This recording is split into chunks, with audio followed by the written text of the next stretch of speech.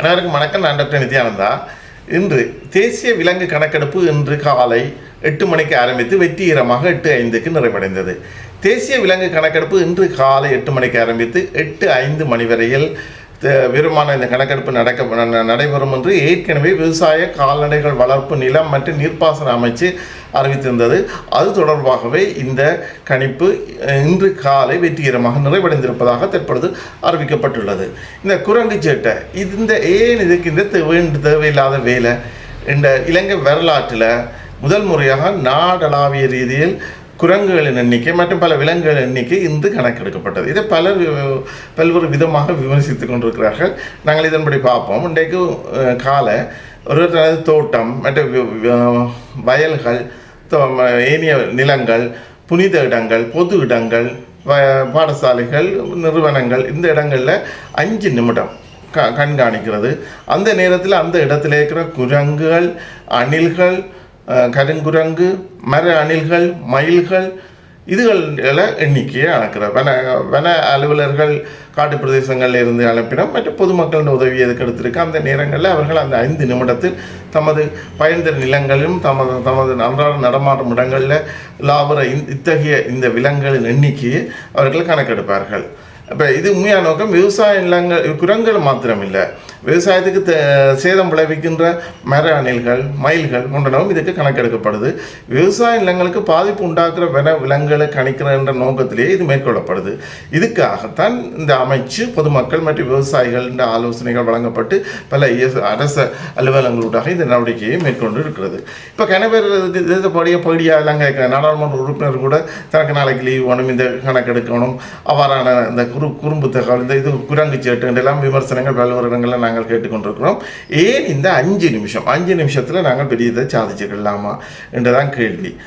குரங்குகள் மற்றும் அணில்கள் போன்ற விலங்குகள் விரைவாக ஒரு இடத்துலேருந்து இன்னொரு இடத்துக்கு மலமலாண்டு இடம்பெயர்ந்து கொண்டு செல்லும். எனவே குறுகின காலத்தில் ஒரு இடத்துல இருக்கிற விலங்குகளை என்றதுக்கு ஒரு விலங்கு ஒரு இடத்துலேருந்து இன்னொரு இடத்துக்கு போயிடும், இன்னொரு ஆளுடைய கணக்குகள் வரும். ஏன்னா இத்தகைய அந்த 2 விதமாக என்ற அந்த இரட்டிப்பு எண்ணிக்கை சம்பந்தமான தவறுகளை குறைக்கிறதுக்காக தான் இந்த மிக குறுகிய நேரம். இதை விட குறிப்பிட்ட ஒரு வயல்வெளியில் பலர் அவதானித்த எண்ணெய்களை பல இடங்களில் அவதானிப்பினோம். அதுன்ற சராசரியை தான் நாங்கள் இதை எடுக்க போகிறோம். அப்போ இந்த வலு எண்ணிக்கை குறையும். இவ்வாறான இந்த கணிப்பு முறையை சொல்கிற டிரெக்ட் ஒப்சர்வேஷன் பாயிண்ட்ஸ் கவுண்ட்ஸ் எனப்படுறது இந்த கணிப்பு முறை. உண்மையில் இதுதான் பரவலானது, இலகுவானது, செலவு குறைந்த விலங்குகளை கணிப்பிட்டு செய்கிற முறை பல நாடுகள், இலங்கை மட்டும் இல்லை, பல நாடுகளில் இந்த ஆய்வு முறையை மேற்கொள்ளப்படுகிறது. இது தவிர பல்வேறு விதமான ஏனைய ஆய்வு முறைகளும் காணப்படுகிறது. ஒன்று மார்க் அண்ட் ரீகேப்சர். இப்போ குரங்கை பிடிச்சு அதை பதிவு செய்து அதுக்கு ஒரு அடையாளம் இட்ட பிறகு அதை மீண்டும் இடுறது, பேருந்து அடையாளம் இடாத குரங்களை கணக்கிறது, அடையாளம் இடுறது. இந்த முறை செலவு கொண்டது, நேரம் விரயம். அத்தோடு இது இப்படி குரங்களை பிடிச்செல்லாம் செய்யக்கலாம். குரங்கு வித்தியாசமான ஆக்ரோஷமான நடத்தைகளை காண்பிக்கலாம். அந்த இயற்கையான இதுகள் குழம்பலாம். அடுத்த இன்னொன்று camera trapping, remote sensing and GS போன்ற நவீன தொழில்நுட்ப முறைகள் இருந்தாலும் அவற்றிலே நடைமுறை சாத்தியம், செலவினம், கணக்கீட்டு வழுக்கள் போன்ற பல பிரச்சனை இருக்குது. ஏன்னா எந்த முறையை பாவித்தாலும் கிடைக்கிறது அந்நிலவான ஒரு சராசரி எண்ணிக்கை தான், அக்யூரேட்டான எண்ணிக்கை இல்லை. இருக்கிறதுக்கு ஏன் இந்த வேண்டாத வேலை? இவற்றை கணப்பீடு செய்கிறது என்னத்துக்கு இந்த குரங்குகள் எண்ணிக்கை கணப்பீடு செய்யணும்? இது பெரும்பாலான கேள்வி. அரசாங்கம் இந்த 5 நிமிட குரங்குகள், மயில்கள், அணில்கள் போன்றவற்றின் கணக்கெடுப்பு பாராளுமன்றத்தில் அறிவித்ததிலிருந்து பல்வேறு விதமான நக்கல் கதைகள், இதான கதைகள் பாராளுமன்றத்திலோடு இது சம்பந்தமான நினைக்கிற குறிப்பிட்ட மாதிரி கேலிக்கு உட்படுத்தப்பட்டிருந்தது. உண்மையிலே இந்த 5 நிமிட கணக்கெடுப்பானது உலக எல்லா இடங்களும் விலங்குகளை கணக்கெடுவதற்கு பயன்படுத்தப்படுகின்ற ஒரு முறை. வளர்ச்சி அடைந்த நாடுகள் கூட இந்த முறையைத்தான் கணக்கெடுத்து கொண்டிருக்கணும். இப்போ ஒரே நேரத்தில் 5 நிமிடங்கள் மக்கள் தாம் அவதானிக்கிற விலங்குகளை அறிவித்து அதை வச்சுக்கொண்டு அண்ணளவாக அந்த இடத்துல எத்தனை விலங்குகள் இருக்கின்றதை கண்டுக்கிட்டு கொள்ளலாம். அதெல்லாம் சரி, என்ன அளவுக்கு இந்த கணக்கெடுப்பு என்று பலர் இந்த பதிவு கேட்டுக்கொண்டு கேட்கலே பலர் சிரிக்கிறத எனக்கு தெரியுது. சூழல் பாதுகாப்புக்கும் சமநிலைக்கும் இது மிக மிக முக்கியம். இந்த கணக்கெடுப்பின் மூலம்தான் உண்மையில ஒரு விலங்கு ஒன்று அழியும் ஆபத்தில் இருக்குதா அல்லது அளவுக்கு மீறிய எண்ணிக்கையில் இருக்கிறதா என்பது எக்கோலஜி பேலன்ஸுக்கு சரியான முக்கியமான ஒரு தகவல். ஆனால் எங்கள் பலருக்கு இது சிரிப்புக்குரிய ஒரு விடயமாக இருக்குது.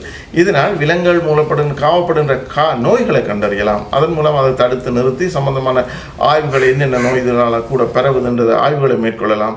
அது தவிர விலங்கால் ஏற்படுற வீதி விபத்துக்களை தடுக்கிறது, அதுக்கான அரசு சட்டங்களை உருவாக்குறது. உங்களுக்கு தெரியும், இப்போ யானைகள் பெருமளவு இந்த தண்டவாளங்களில் விபத்துக்குள்ளாகிறதும் இறப்பதும் உண்மையில் நீங்கள் பெரும் செய்தி பொருளாக அறிந்திருப்பீர்கள். அப்போ இதுகள் அதை இப்படியான மனிதர்களோடு ஏற்படுகின்ற மோதல்கள், விலங்குகளுக்கும் மனிதர்களுக்கும் ஏற்படுகின்ற இந்த மோதல்களை தவிர்ப்பதற்கு ஒரு திட்டங்களை வகுத்து அதனை முடிவு கொண்டு வருவதற்கும் இத்தகைய கணக்கீடு மிகவும் முக்கியமானதாகவே காணப்படுகிறது. இந்த ஒரு விலங்கின்ற அழிவு என்பது எந்த அளவுக்கு ஆபத்தோ அதே அளவுக்கு அந்த விலங்கின்ற எண்ணிக்கையில் ஏற்படுற அதிகரிப்பும் ஆபத்தானது. இது சூழலுக்கு ஏராளமான பிரச்சனை ஏற்படுத்துகிற அதே போல நாட்டுக்கும் பல விதமான பொருளாதார பிரச்சனைகளை ஏற்படுத்தும். நாங்கள் இப்போ எண்ணிக்கையும் கூட எண்ணிக்கையாலும் குறையவும் கூடாது. இது மிக முக்கியம். இப்போ குடித்தொகை கட்டுப்பாடு மேற்கொள்ளல், ஆண்மை நீக்கம் செய்தல், வேலிகள் அமைத்தல், விழிப்புணர்வுகளை மேற்கொள்ளல் என்பன இதற்கான தீர்வுகள். இது கேலி செய்வதற்கும் சிரிப்பதற்கும் இலங்கையில் மட்டுமே நடத்தப்படுகின்ற புதினம் கிடையாது. உண்மையில் பொதுமக்கள் பல்வேறு விதமான அந்த சோஷியல் மீடியாக்களை வலுவான நக்கல் தன்மையான கேலி தகவல்களை பார்க்கக்கூடிய இருக்கு இந்த கணக்கெடுப்பை குறித்து. இது உண்மையில் வளர்ந்த நாடுகளில் செய்யப்படுகின்ற மிக முக்கியமான ஒரு திட்டமிடலுக்கான ஒரு கணக்கெடுப்பு. ஆஸ்திரேலியாவில் பார்த்திங்கன்னா தவளைகள், அமெரிக்காவில் மான்கள், இங்கிலாண்டில் நரி, இந்தியாவில் ஸ்ட்ரீட் டாக்ஸ் தெருநாய்கள், நியூசிலாந்தில் எலிகள், பறவைகள் என்பன இதுபோலதான் பொருளாதார பாதிப்பினால் கணக்கிடப்பட்டு கட்டுப்படுத்தப்பட்டாங்க. அங்கே இவற்றினால் பெருமளவு நாட்டுக்குரிய பொருளாதாரம் பாதிக்கப்பட்டு அதை கணக்கெடுப்பு மேற்கொண்டு உரிய திட்டங்கள் வகுக்கப்பட்டுத்தான் அது கட்டுப்பாட்டுகள் கொண்டு வரப்பட்டது என்பது குறிப்பிடத்தக்கது. ஏன்னா இத்தனை நாளாக அரசாங்கம் இது பற்றி இதுவரை காலங்களிலும் இருந்த அரசாங்கங்கள் இது சம்பந்தமான எதுவித அக்கறை காட்டாதனாலும் மக்கள் இது பற்றி பூரணமான தெளிவு எதுவும் கேள்விப்படாதனாலும் சூழலியல் சார்ந்த விஞ்ஞான முறைகள் இலங்கையில் கேலி பொருளாக மாறி இருந்ததுதான் இதுக்கான அந்த நகைப்புக்குரிய விடயமாக இந்த விஷயம் இருக்கிறதுக்குரிய காரணம். உண்மையில் இது மிக மிக முக்கியமான எதிர்கால திட்டங்களுக்கான ஒரு விடயம். துரதிர்ஷ்டவசமாக இதை மக்களுக்கு சரியான விதத்தில் தெளிவாக இந்த கணக்கெடுப்பு நடப்படுத்துவதற்கு முதலேயே இது சம்பந்தமான முக்கியத்துவங்கள், அது சம்பந்தமான விடயங்களை சமூக ஊடகங்கள், செய்தி பிரிவுகள் இதை மக்களுக்கு கொண்டு சென்றிருந்தால் மேலும் சிறப்பாக இந்த கணக்கெடுப்பு நடைபெற்றிருக்கும். அதன் எண்ணிக்கை சரியான துல்லியமாக, ஓரளவு மிகவும் துல்லியமாக இருந்திருக்கும் என்பது எனது கணிப்பு. இது நேரடியாக சுகாதாரத்தின் சம்பந்தம் இல்லை அப்படின்னும் பொருளாதாரத்தின் இலங்கையில் பல்வேறு விதமான தாக்கங்கள் ஏற்படுத்துகின்ற இந்த விலங்குகள் அழிவுகள் போன்றவற்றுக்கு மிக முக்கியமான ஒரு பதிவு. நன்றி. மீண்டும் ஒரு பதிவில் சந்திப்போம்.